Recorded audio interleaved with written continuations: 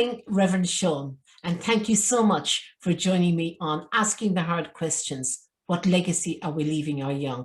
And I have a load of varied questions to ask you this morning. Okay. This is rather novel. For our listeners, this is novel for me. Reverend Sean is a past pupil of mine from years gone by, so he's taken the brave move of agreeing to come on board this morning. He's priest in the Church of Ireland and rector of the parish of Rathmichael, South Dublin, Shankill. So, Sean, I'm going to leave it to you to introduce yourself and give a little overview of your pathway to date. Brilliant. Well, thanks very much for having me on, Teresa. I'm delighted to be here. Well, we've known each other a long time at this stage. You taught me in 6th class, which was coming up in September this year will have been 20 years ago. Wow. I can't believe that when I put that together a couple of days ago and realized that either. But you've kept in touch with me the whole way along the way. Mm-hmm. And I know part of what we'll talk about today is good education. And I know that, well, when we get to the questions, I'll touch more on that. But I know you took your job as an educator and a role model to all of us you had in that class and subsequent classes seriously, because I know you're in touch with a lot of past pupils. And when I was studying music, after I finished secondary school, I went to Trinity College to study music. You came to do a Psychologist in Trinity, and we ended up catching up on a regular basis. And then after Trinity, I worked in St. Patrick's Cathedral for a number of years before going into training for ordination. Then I served my deacon year in Rathfarnham Parish in Dublin before going to be ordained priest in the Diocese of Derry, and I served my curacy in Omagh. And I can remember that day a few years ago very well, because you came up to my ordination. That's right, yes. It was a special occasion. We had a lovely evening and catching up afterwards. So yes, our paths have meandered in and out. So I think hopefully we'll have a constructive chat today. Yeah, so you have an interesting story in that you attended Roman Catholic, ex-Christian brother primary school and on into secondary school, and then later on decided to make different changes to your life to fit into your life, and we'll discuss that as we go. But as a past pupil, Sean, and with the benefit of hindsight, what did I teach you? How did my teaching impact your choices and your career path and your life's journey to date? Well, I'm sure there are some people who don't necessarily approve of the path I went down, and there are a few of them in Roscommon, even though the vast majority of people are very supportive of what I did. And I'm sure there are a few of those people that would probably blame Teresa Hand-Campbell that was the beginning of where it went wrong for Sean Hanily, because if we rewind back to late 1990s, early noughties in Roscommon, right, people in Dublin, and I have to be careful, I don't want to be kind of trivialistic about this, but people in Dublin, when I tell them the stories of my childhood and growing up, you know, they're amazed at how behind the eastern coast of Ireland the West was 25 years ago.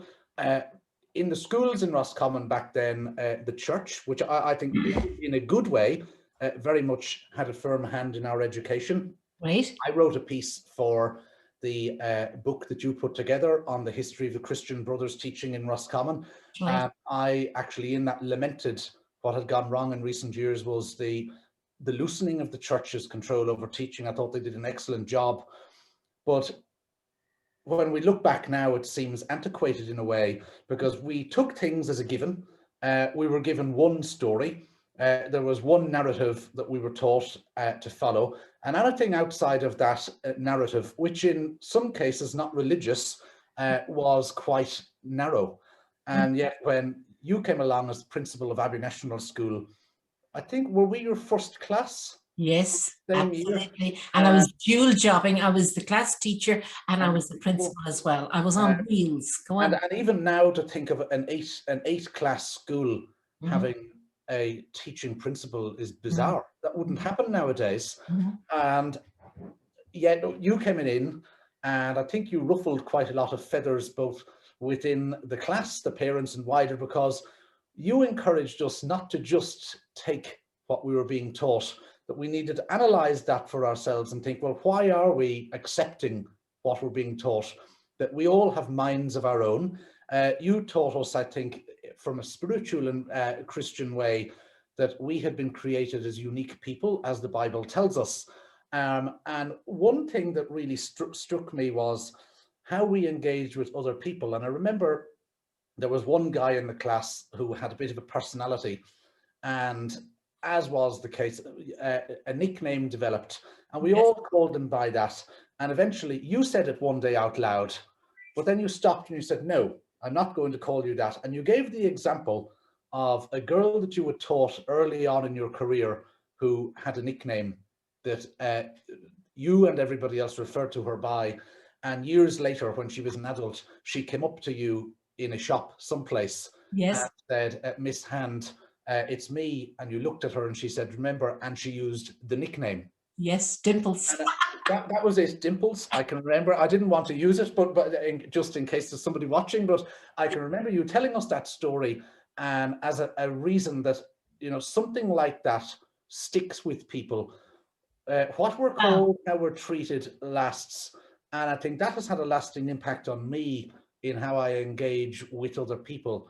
Right. And, you know, on a daily basis and a weekly basis, we all encounter people that we don't like. We encounter people that make us uncomfortable. But I think in my role, I'm expected to put that aside and try and see the face of Christ in everybody.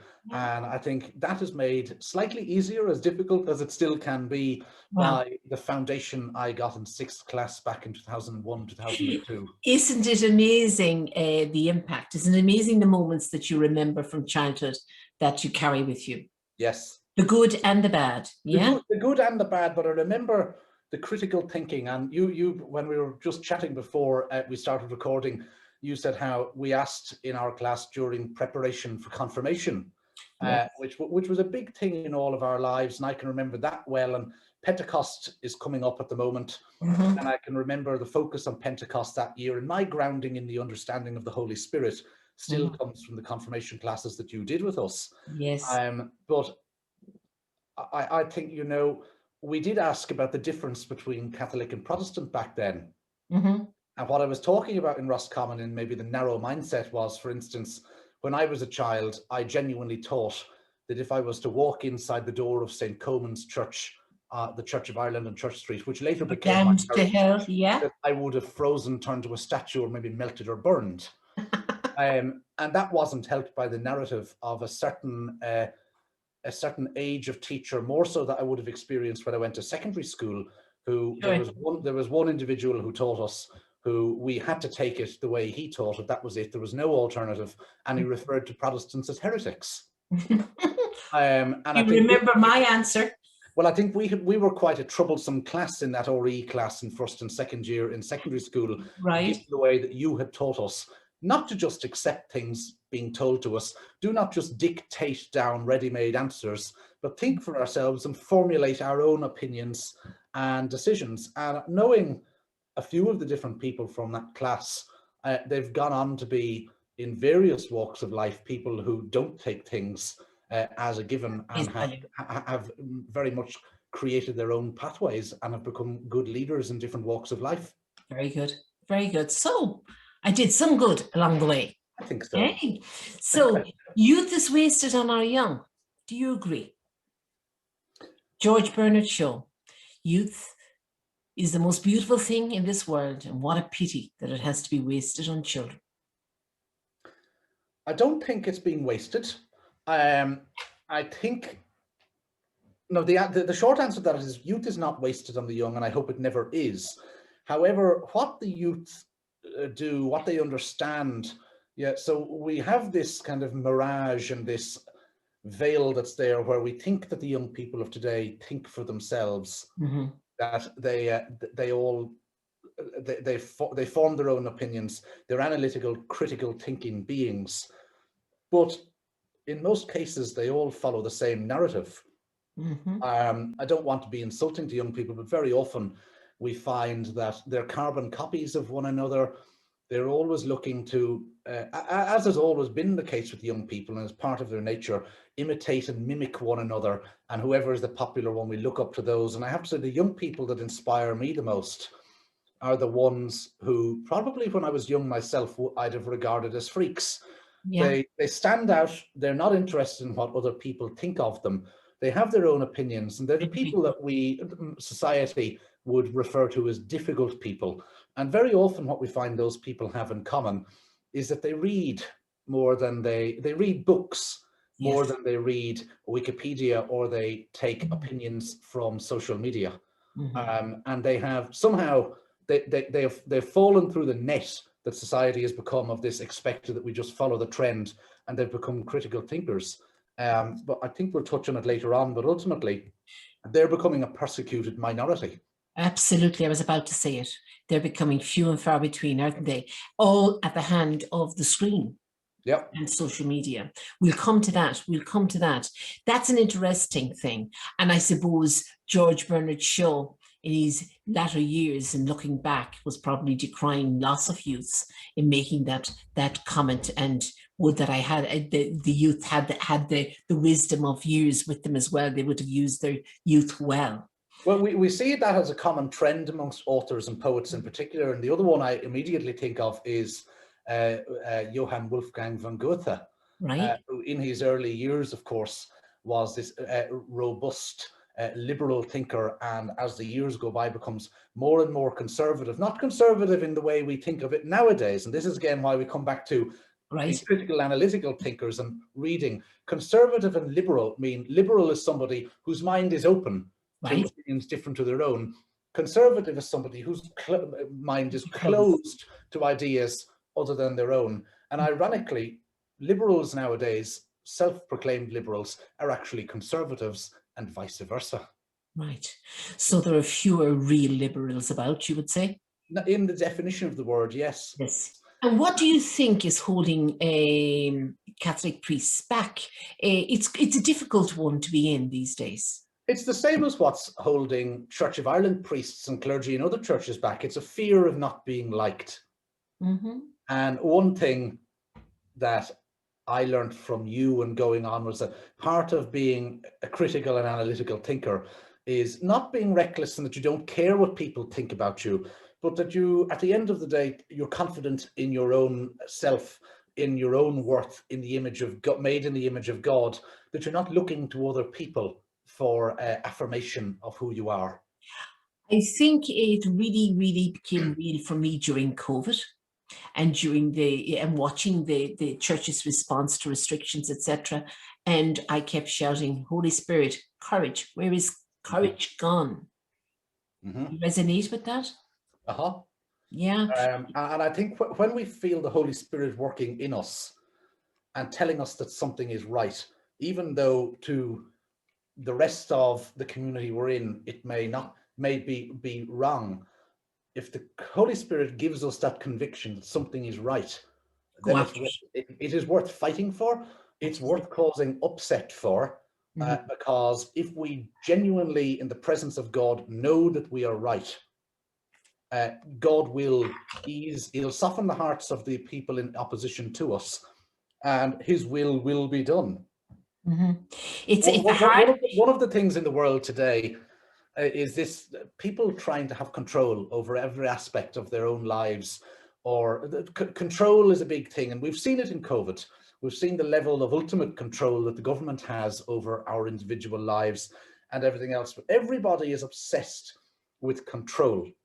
And I can tell you, and I can tell the people listening, that there is an immense, unequivocal freedom that comes from just letting go of that control and accepting that God above is in control. And whatever he wants is ultimately going to be done regardless of fickle human agendas. So is the main objective of governments and legislators really to herd the masses, to keep control and law and order, as we've seen in the last 2 years, the last 18 months? Do we need more young people, Generation Z and millennials, in power so that they can influence what is happening for the future? No, and not yet. We've seen Generation Z in power. We've seen the bite-size little token bits that come out from Leo Varadkar, Simon Harris, and others that love being praised, don't like being challenged. And there's, as we'll get on to later on in some of the other questions, there's something ingrained in the mind of my generation and the Generation Z and millennials that we can't be challenged. We always have to be fawned over, flattered, and we get upset whenever somebody questions us or has a differing opinion. And I think until that generation gets to the stage where they can see the value in their opponent's arguments, they're a dangerous lot to be let completely into government. Is it not? Would it not be? That's a sad thing to say, but they're Generation Z millennials. Are a dangerous gang to be let into government if a government was going to be solely made up of them, because they'll blow whichever way the wind is going and whichever way the electorate wants them to go, which is good because it means the electorate has got more power. But then we get back to, well, who's actually influencing the thought processes of the electorate? And we go back to social media. Absolutely. And we go back to the failed education system that we have in this country, and where we've got idiots that read things online and don't go and fact check them and genuinely believe them. That's a sad indictment on society, and I wish I didn't have to say it. I believe that any nation that disregards the value of education and the importance of educators has a high price to pay, and I think we're coming very close to paying that price. That is my opinion against 30 years of having been involved in leadership in education. That's another day's work. But I would put a counter argument to you that baby boomers, the boomers in power, really, they've reached a comfortable stage in their own lives. Mm-hmm. They're more likely to be self-seeking. They've plateaued, and they're not really going to make a whole pile of difference. They're not going to make a whole pile of difference, and that's the very reason that they'll go along and do whatever Generation Z millennials are going to do. So God only knows what the next trend that's going to become along that the Citizens Assembly is going to try and get us to do. And of course, you know, I'm not going to name names. I'll just think of several people who will always be there smugly to the fore of these things, of the baby boomer generation, people maybe born in the 1950s. They'll always go along because they always want to be seen to be relevant. So how much? And again, it comes back to that need, and that subconscious psychological need in us as a society to be wanted and to care what other people think. So really, what we're viewing is theatrics in ways. Completely. So let's reel it forward into the present education system, the present dependence by our young on the screen, the loss of critical thinking, etc. It'll be a very small pool in the future. Completely. Indeed. But there's no one fit all into where the people that are going to be that small pool come from, because they are just the people who refuse to accept the status quo and want to know why. Mm-hmm. So, for instance, I go back to the Leaving Cert curriculum in this country is an absolute farce, because somebody who doesn't really have a very high IQ can score a very good Leaving Cert in terms of the points, because all they have to do is learn off things. The English syllabus has X amount of poets, and I'm not going to make this personal, but I know of people who, when the push and shove comes, you know, they couldn't tell you who the Taoiseach is. They couldn't tell you any kind of basic type of thing that a citizen ought to know. But yet they can get an A1 in English because they've learned off their essays on whoever the poet they think is going to come off that year. And ultimately they know it's like an opinion, how opinion polls work. That it's a test of memory, really. The question is going to be framed in a certain way. Mm-hmm. You can always manipulate it back to your pre-prepared essay and score a good point. The music career, I studied music at university.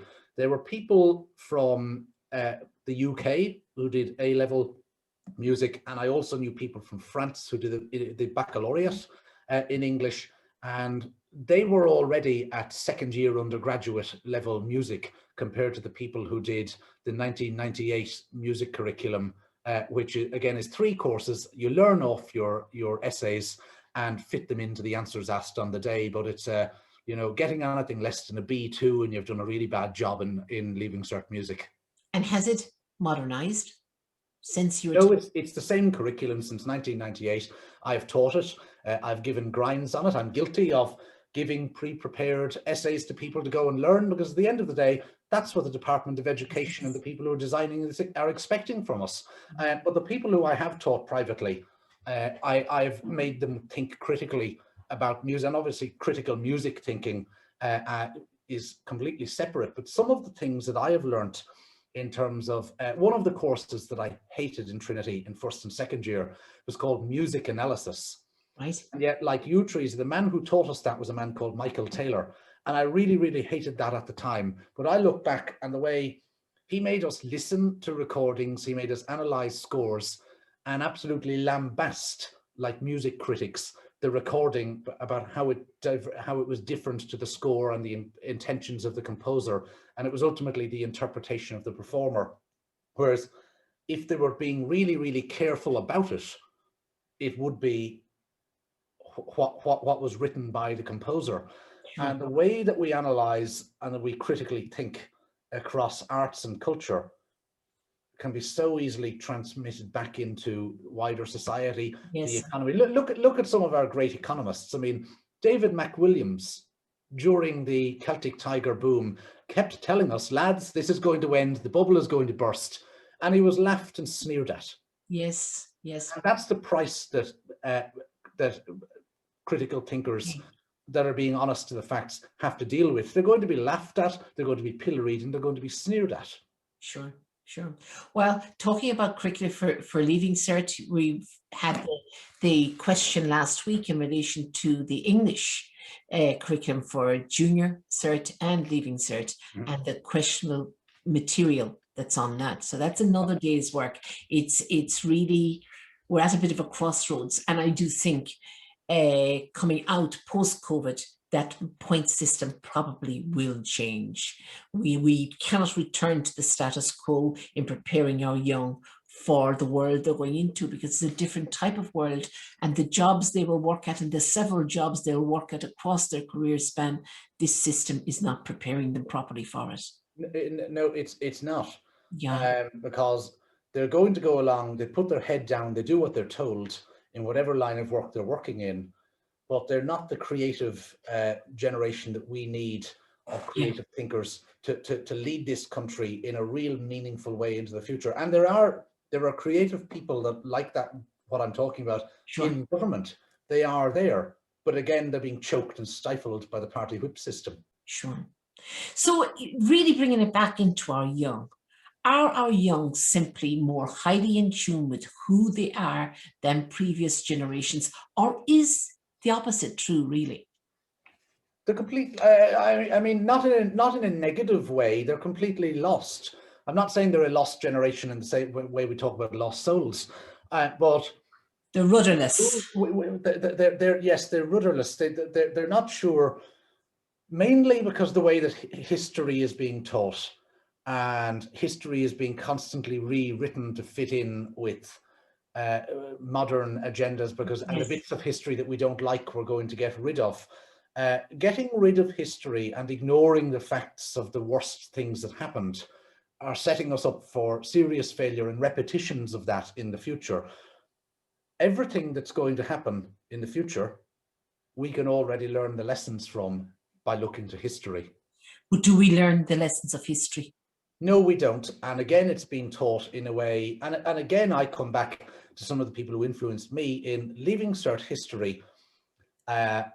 Obviously, Irish history is always going to crop up. And I had a man in the CBS in Roscommon called Eamon Call teach me history. And on day one, he started off with the parts of the curriculum that were not to do with Irish history. And he taught us a certain way of thinking and dealing with the sources, the primary, the secondary, and the tertiary sources of history, and how we dealt with them, how we engaged with them. And then when we got to Leaving Cert year itself, we moved on to the Irish part. And before we opened the books, he addressed the elephant in the room, that because of we were Irish people, largely with nationalistic leanings, because of where we had been brought up and who we had been brought up by, and that was teachers and parents, and that we needed to park that outside of his door in order to come in as budding historians to engage broader with mind. the facts of what was going on. And that was a hard one for me, and a hard one for a lot of people in the classes. But any form of anti-British sentiment was parked outside the door of his classroom. And I have to say, the classes that we had in his classroom and the discussions we had amongst our class were absolutely amazing. And so quite obviously very open-minded man. We had to put our own preconceptions, our own agendas aside and look at the facts way up. Now, none of us came out deciding that colonialism was brilliant and we should rejoin the Union, but it wasn't as black and white as some people would have us believe for political game. Brilliant. So that takes me nicely on to my next question. Does the notion of globalization create more problems than it solves? And what are these problems? Completely. Well, one of the things, going back to history, of course, I can't remember who said it, but they said that one of the most evil inventions of the 19th century was the creation of the nation state. Right.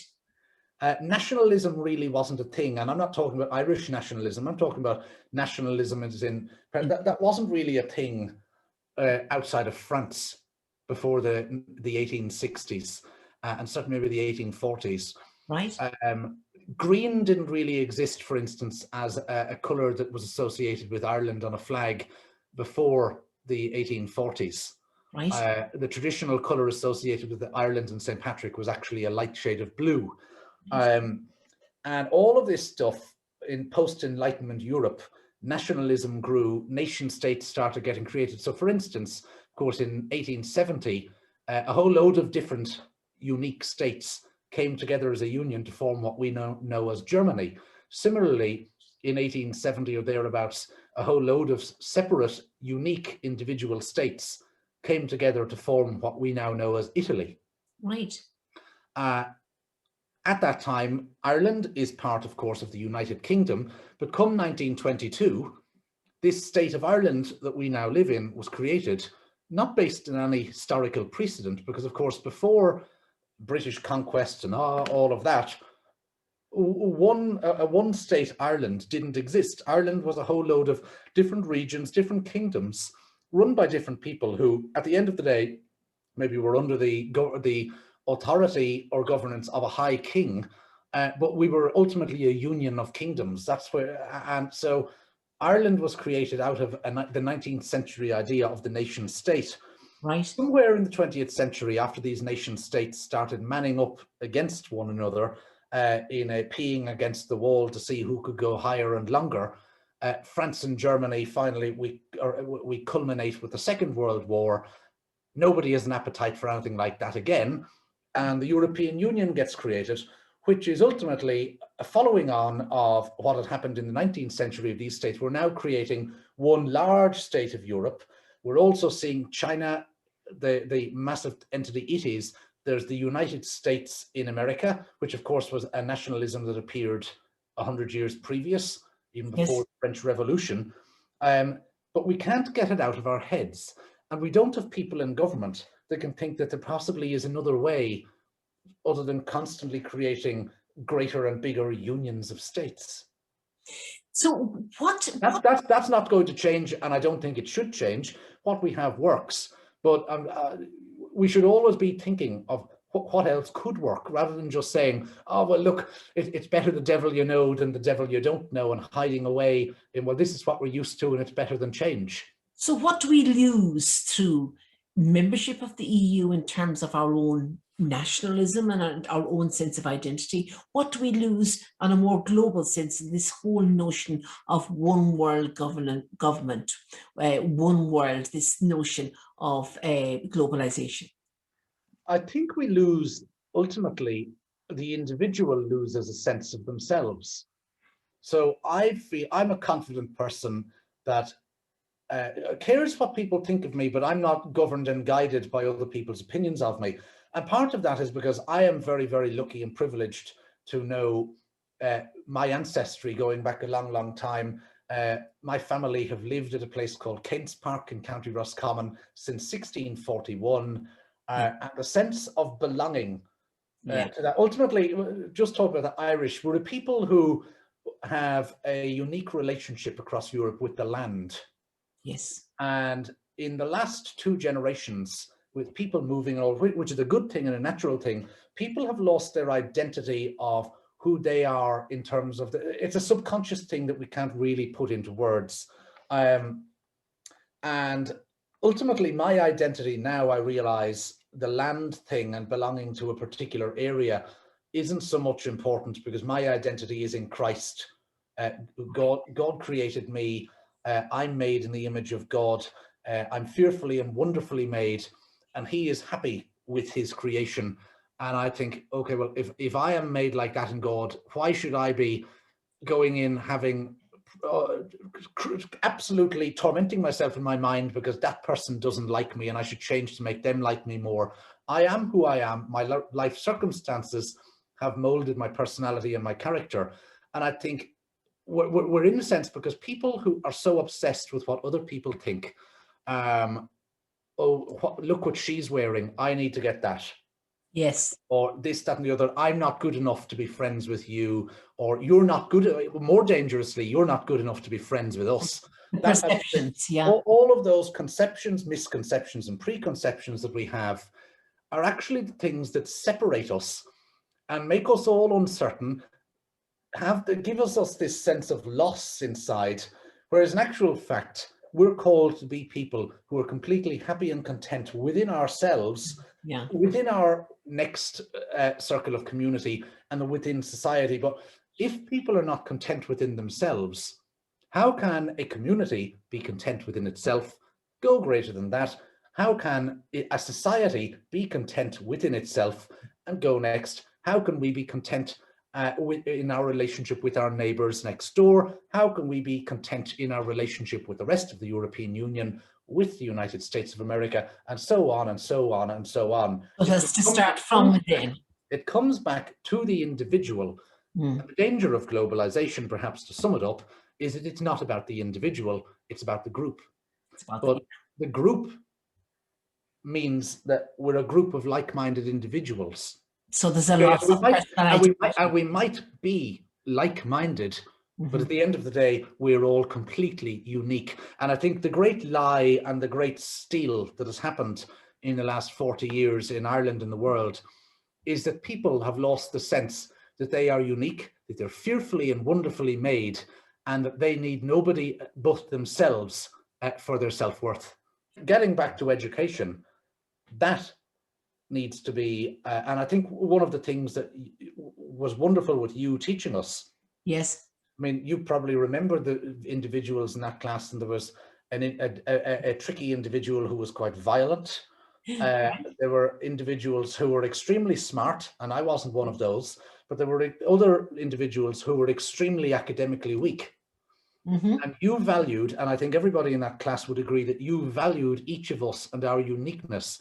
And we were all equal in your eyes, because what is it that we're valuing? Well, the education system nowadays is valuing academic achievement, but there are people who, you know, because of their genetic makeup, are not going to be academically bright.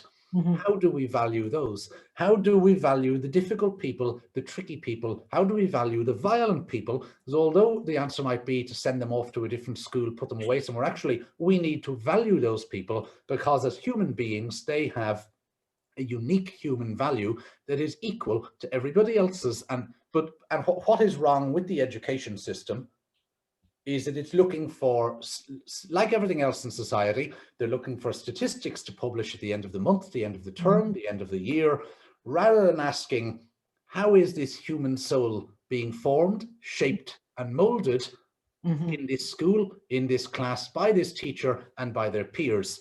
And of course, the answer to that comes from the definition of the word education. Which means to guide, to teach, to to draw out, to shape, to mold. Mm-hmm. Not to fill with things that you need to pass your tests for the department. I don't know what the tests are called now, but the Micra T and the Sigma T, the Drumcondra tests, where we were all being basically classed against one another rather than classed for our uniqueness and what we have to give. Yeah, as I heard recently on one clip by a friend on YouTube, how do you standardize unique? You can't. These standardized tests. But that's even the phrase standardized testing. Yes, makes me sick. I know. Because there is no standardized child. So we've got a 19, nearly 20-month-old son. He's as wild as I was as a young child. He hasn't been taught that. It's in him. And, you know, we put him alongside a child who was born the same week as him that we know, who sits there and is mellow and accepting, whereas Marcus is running around everywhere, breaking his mother's heart, all of the rest. Yes, I know. How do you standardize that? You can't. You can't standardize and actually try. And this is where this sense of loss amongst teenagers and young adults is coming from, because they have been brought up feeling inadequate because they're expected to be standardized and equate to the norms that are expected by the system. Sure. And they end up hitting a brick wall at some point. And that's where that's why we're now in a generation where counselors and of course consultants such as yourself, but thankfully in your case, Teresa, are busier than ever. Absolutely. So reality shifts from age to age, or is it simply just a shifting illusion of understanding what really is beyond our control? I think we'd like to think that reality shifts from age to age. And my generation would like to think we're a far cry away from our repressed conservative Catholic grandparents. But actually, we're all products of our place and time. And no age is that different from the other, because the human condition remains the same. At the end of the day, whether we're talking about 3,000 years ago or we're talking about 2021, the inner human condition ultimately wants to make sure we're housed, fed and clothed. Yeah, so it's that. And then of course, once we've got those basic human rights, then we start looking for more fluffy things to put on out the side. But actually, are any of us really entitled to any more than that? Because that's all we need in this life. And there are many people in this country and in the world that don't have those three. Yeah. And is it right that we go after other perceived human rights when there are people in society that don't have the basic level of human rights? And those basic necessities, and the things like crime, for instance, in, you know, think of the song "The Fields of Athenry." The man is being sent off to Tasmania, because Australia, on the prison ship because he has stolen food to feed his family. The inner human urges are the same from age to age. They may just have different and expanding ways of outworking themselves, but actually the human condition has never changed. It's the same. But have we lost something of our own individual desire to fight for that, as opposed, there's a certain dependence emerging on others, a dependence on the state that I'm owed this, so can you give it to me? This sense of entitlement. Yes.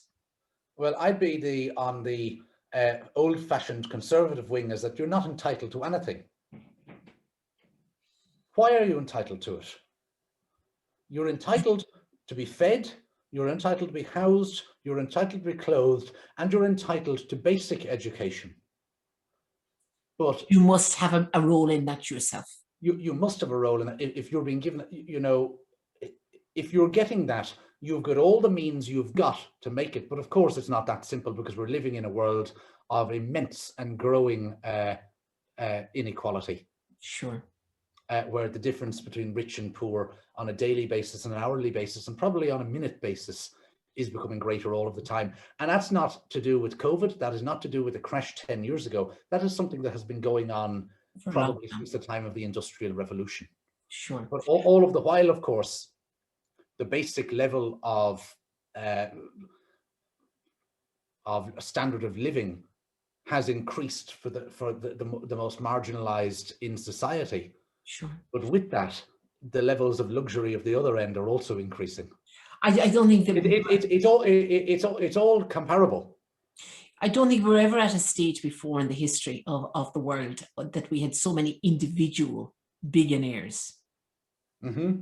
And we equate money with power, and the power to drive your own agenda if you get yourself in a position of power. You know, Mm-hmm. That is what I find scary about money gets you to power, and power gets you to whatever you want. And in Ireland, as in probably everywhere else in the world, we're taught, not necessarily officially taught, but subliminally, we learn to look up to people with money and look up to people in power, yes. look up to celebrity.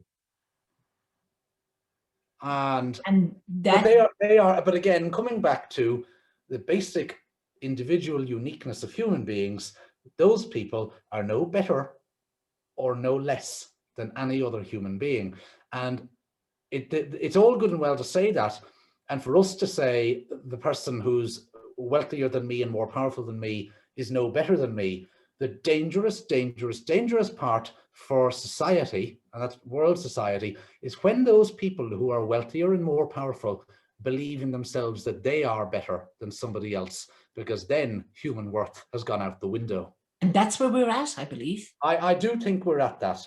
Yes. Where is the value on human life, and where, and I'm not talking, that's not getting into political agendas, but by human life there, I mean that you, Teresa Hand-Campbell, are an inherently valued, loved, unique human being. That's your value. Mm-hmm. Nothing else. That everybody has a story to tell. Everybody is everybody has a mother and father. Yes. Everybody has grandparents. People may have children, but every single one of us alive today were born from a woman who was impregnated by a man. Mm-hmm. Or obviously there are various ways around that now, but everybody has been born. We all share that in common. We all share in common that we have parents. Mm-hmm. The only other thing, and that we have grandparents and so forth back. The only other thing that we all have in common, which is really, really important, and this, of course, is right in where what I do on a daily basis, and maybe some of your listeners, this might be new to them. I'm not trying to frighten you, yes. But guess what? The only other guarantee that we will have in common in life is that we will all die. I will die, you will die, everybody watching, listen up, you're going to die.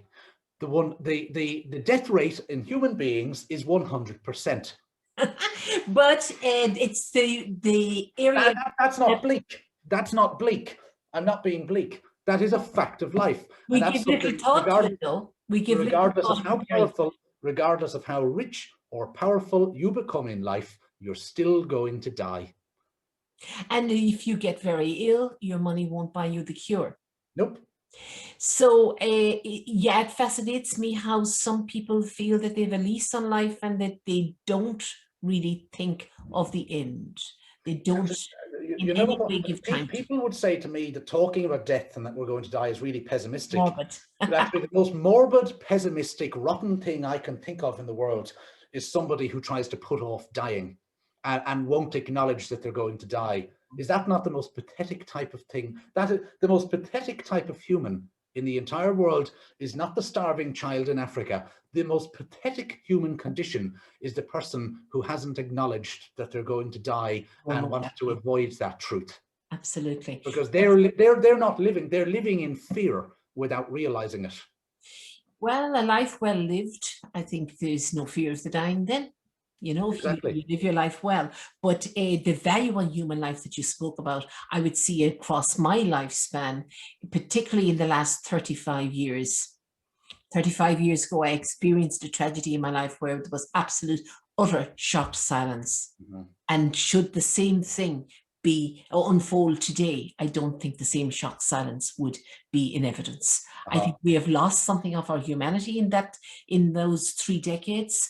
Yeah. And you know, the sacredness of human life, the uniqueness of the individual, and all of that, that is lost. But even when I was, and I know what you're referring to, but even when I was a child, you know, somebody who was murdered, it was an occasional thing. It was really, really newsworthy as the main news. Whereas murders are pretty much a weekly, if not daily occurrence now. Absolutely. They're actually not newsworthy unless it's a slow news day. Yes, absolutely. In terms or of get a small paragraph in a paper. Yeah, it is. Yeah, it's become too commonplace. Go back to when I was 8, 9, 10. My parents would have been able at the end of the year to name all of the people who had been murdered in the state in that year. Yes. Imagine trying to do that now. Yeah. There's an awful loss in it. There's a loss. And not to talk of how you view maybe the our I suppose our openness to accepting the murder of young infants, etc. Well, our standards and our moral and ethics standards have been reduced as a society across the whole. And that goes for somebody preaching and pontificating, perhaps like me. By very condition of the society I've been brought up in, my standards have been reduced in that period compared to what they might have been if I was around in a different time. So would you say Ireland is in control of its own destiny, really? Or are we really being battered about by other forces from the outside? I think Ireland, let's pretend the Irish state is a mind, a psychological force or entity. The worst enemy of the Irish state is itself. In what way? Subconsciously, and maybe not even so subconsciously anymore, the Irish state, the entity that is just Ireland, which obviously is not a physical entity, is at war with itself. It hates its past, it can't deal with its past, it's rebelling against its past by going from what had been black to white and what had been white to black in order to erase and pretend and make up for the past. None of us can ever make up for the past. Like the people who are toppling statues of slave owners, that's not going to change what those rotten people did. The same way as doing the opposite of what were the standards of the past in this state is not going to undo the wrongs of the past, nor is it really at the end of the day going to be much other than a little bit of fluffy comfort to those who had been impacted by that, because your human experience can't be changed. So are we saying really fully healed? Are we really saying that it's we need to work on our capacity to live in the now and to forgive and move on? We not just forgive and forget like they tried to do in 1998 in Northern Ireland, which is again blowing up in terms of who gets amnesty and who doesn't in what atrocities happen. But let's go back over the last 100 years since the foundation of the Irish state. They got things badly wrong. They got things very right. We can't focus on the things that we got right. You know, we're never ever talking about at the same time that obviously all those atrocities in the war were going on in mother and baby homes. Well, we also had a government who were wrong on that one, who were, you know, think of Lemass, industry, commerce, building was going on. There were positive things happening as well. And we need to be able to go back, like Eamon Call taught us in history, to look at the good, look at the bad, come away with our own conclusions, but feel that we're at peace and have dealt with our past. So find a middle ground. This country cannot move forward as a successful, grown-up, modern state until it has maturely dealt with its past and listened to all of the voices and accept and value all of the voices of the past and the present in order to set a precedent for what will happen in the future. Yeah, fully agreed. We have a tendency in Ireland, I find myself shouting, will Ireland ever grow up? We have a tendency to say, well, we will be undertaking some research now and look at international best practice. When are we ever going to be grown up enough to say we are the best practice? Let's be proud of it. And international best practice more often heard from one particular department of government than any other. Before COVID, where did we keep hearing about international best practice? The Department of Health, the HSE, everything was international best practice. Yes. The Swedish model, this, that, and the other. COVID came and it proved that we had a third world health service that wasn't fit for purpose. and they've worked on it hard over the last year, to give them the credit, but we're still not fit for purpose. My wife is currently pregnant and due late summer, and the difference, she's semi-private here, and yet the healthcare that she received as a public patient in Northern Ireland under the NHS is substantially better than what she's getting as a semi-private patient in the Republic of Ireland, and paying for the privilege. Wow. So congrats, going to be a daddy again. That's just to give one example. Yeah. So international, at some point, but you're right, we need to actually forget what international best practice is.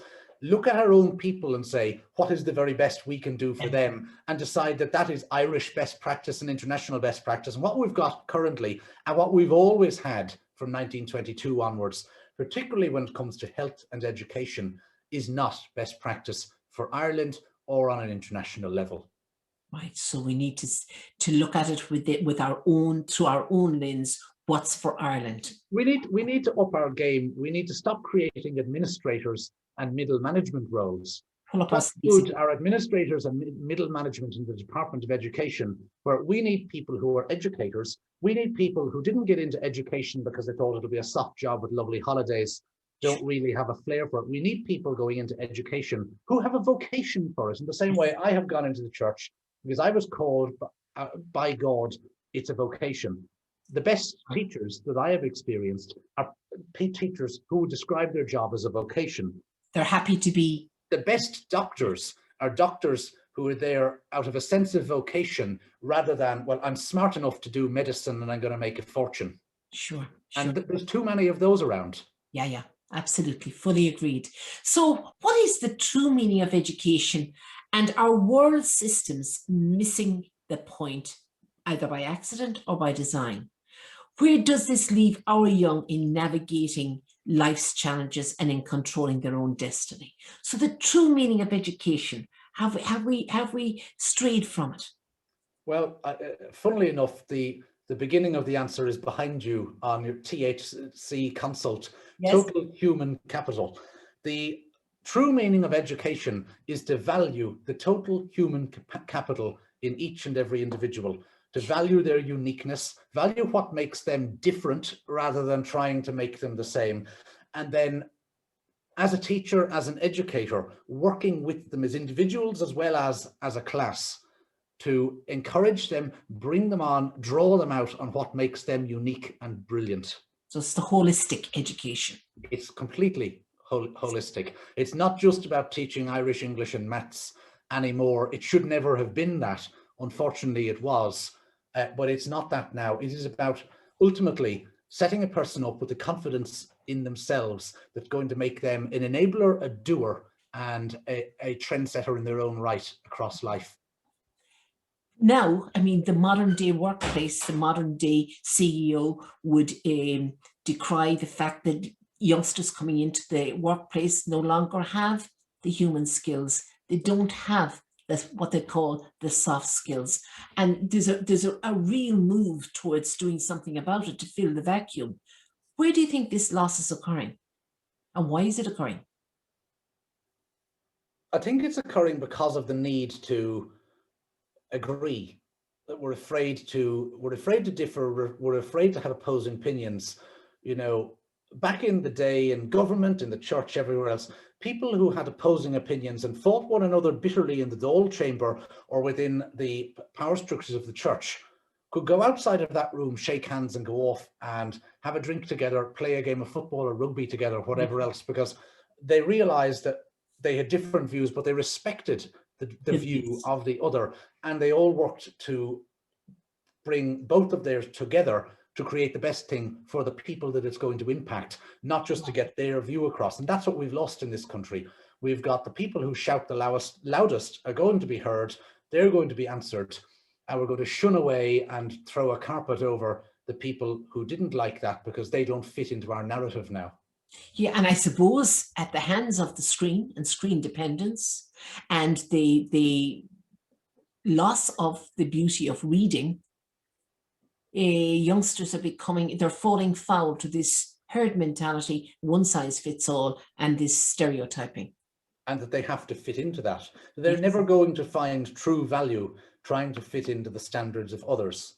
Mm-hmm. From my point of view, the only place that they will find true value is by finding their identity in Christianity, in Christ. But if that's not for them, if they're not at that stage, then they need to find their own identity within themselves and be happy within their own skin. And what would you But do you not think, regardless of the shape, the size, or the look of a human being, there is nothing more beautiful than somebody that is blatantly obvious is comfortable within their own skin, regardless of what they look like on the outside? I think people are afraid of these type of people. But and I'm not talking about somebody that's loud and whatever else. No, but somebody could be in a materialistic way. They might be the ugliest person in the world, but if they are content and happy in themselves, there's an inner beauty that comes out of them, and they're extremely attractive. Absolutely. Absolutely, they're at home with themselves. But I think in modern day society, these type of people, people move back from them. They query it because we've become so used to the one size fits all. It's so easy to be an oddity as a youngster. But you've answered another question there. They go back from these people because they don't think, or they think to themselves, oh, I don't want to be like him. I don't want to be like her. The answer to that is good. I don't want you to be, you're not meant to be, but Absolutely. Use me or use you as an example to go and take ownership and be happy about who you are. Right. Don't worry about being weird. I know I'm weird. I will, as much as I can comfort people in my job, there are people who are going to feel very, very discomforted by me and by my presence. And that's okay. I'm comfortable with that. You know, take ownership of your weirdness, be happy with it, because unique means weird. It means it's something different. Yes, I've got a notebook here. Actually, it says, "I'm not weird. I'm simply a limited edition." Here we go.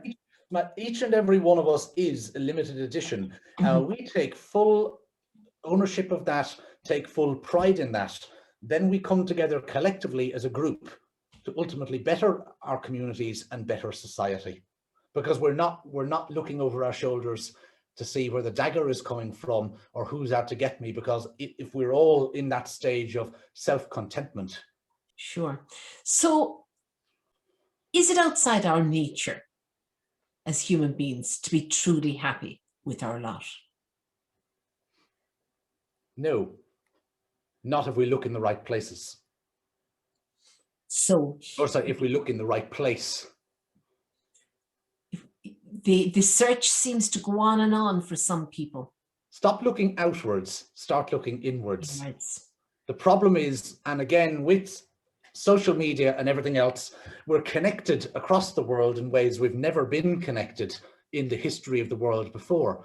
You could just as easily be interviewing somebody at either of the two extreme time zones from here today as you are me, in the way that we're connected across the world. That's one of the benefits of all of this. One of the downsides of that is people are constantly looking upwards and outwards, and actually they're forgetting about what they've got. It's like the materialistic person who's constantly looking for the next fix that's going to make themselves good, whether it's the shoes, the handbag, the car, instead of actually looking back at what they've got today that doesn't have a monetary value and realizing just how lucky they are. It's what do I need and what do I want? Start looking in and start looking down. Stop looking up and stop looking out. Very good. What a lovely sentiment to finish our chat on. This has been lovely. If somebody said it to me way back in 1999, 2000, you'll be doing this as an occupational psychologist down the line in another career, interviewing Reverend Sean, I would say no. So that's the beauty of life. The lovely magic and the unpredictable, and embracing it as we go. Thank you so much, Sean. Thank you.